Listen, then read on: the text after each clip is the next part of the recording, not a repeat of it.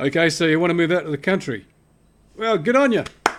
Good choice. But what's the health services going to be like? Like here, I'm talking about Australia here. I can't vouch for America or other places, although I know in England, I've been to England, health service in England is absolutely amazingly good.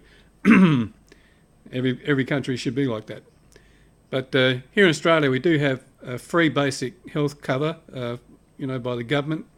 All basic medical services, everything you actually need is covered for free under Medicare here. Now, the services available in any individual country town vary a lot though. Now, in my case, because I'm alongside an Aboriginal nation, the Ngarrindjeri Nation, then we have a hospital provided by the federal government in this region, which is quite large and actually well equipped.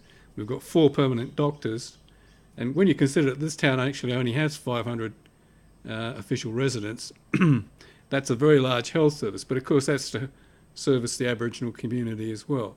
And you'll find generally that's true. For example, one of my daughters lives in Ceduna, 1,000 kilometres from here on the west coast of South Australia, and they're servicing the Pitjantjatjara Nation, which is a very large tribe covering a huge area.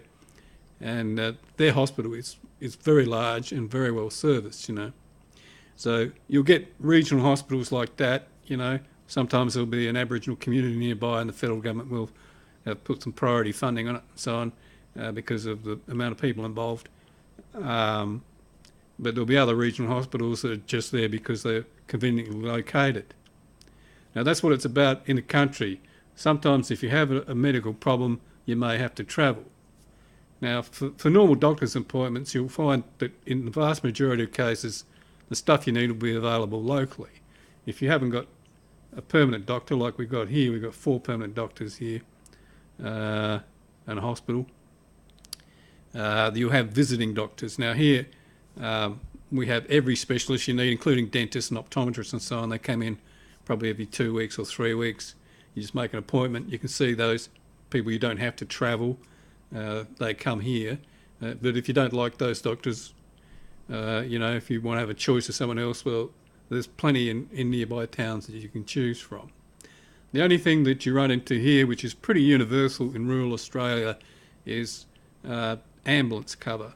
Now, the government's rules on who pays for an ambulance if it's required are rather interesting, and you should sort of look into it if you want to be sure of your facts, But quite often, unless you've got a real emergency that makes you totally immobile, then you'll be footing the bill for an ambulance trip. Now, since it's 80 kilometres to the nearest regional hospital that's bigger than this one that we've got in the town here, that's probably going to be quite an expensive trip. And if you're footing the bill for it, then you might find that an inconvenient experience, So it's wise, if you're in an area like this, to simply get an ambulance cover, even if you don't get other extended health cover for other extended services, It's wise to have ambulance cover. Now, of course, if you're on a very large property in Central Australia and you're really isolated, then you'll be relying on air ambulance, the Royal Flying Doctor Service or something like that, And you really want to be very sure if you're moving to these kind of remote locations like that of exactly what the financial arrangement is. But the Government of Australia is actually extremely good in providing health service for rural people, and the funding arrangements are worth looking into so you know what you're going to be looking at if you have a heart attack or break a leg or something. But the health service will always be there. There'll be a trip away. Now, of course, for me, I've got pretty well everything I need except for radiology. But if I have to have a major operation, then I've got to find my way, or maybe I'll be bundled into an ambulance or whatever is needed, and you go to the capital city, which is an hour and a half away.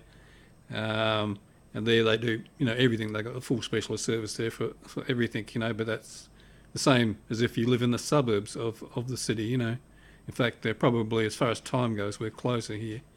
We also have air ambulance here, but it's a helicopter service. So if you have a real emergency, like car crash victims who are badly injured, for example, we hear the chopper coming across the lake, and landing at the hospital. We've got a helipad there, so So generally speaking, you're well serviced for medical services in country towns, but it pays to check for your individual needs, and I would recommend personally that you invest in some sort of, basic ambulance cover at least, just in case you've got some sort of inconvenient injury that makes it difficult for you to travel and you haven't got somebody around at that time who can give you a hand. Like say you broke an arm and that wasn't within the government's guidelines, for an ambulance ride, then and you didn't want to pay the money, and then, you might want to have an insurance scheme in force for that.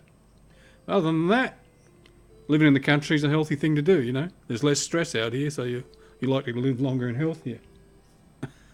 And that's actually not even anecdotal. I think that's quite literally true and probably provable. See you then.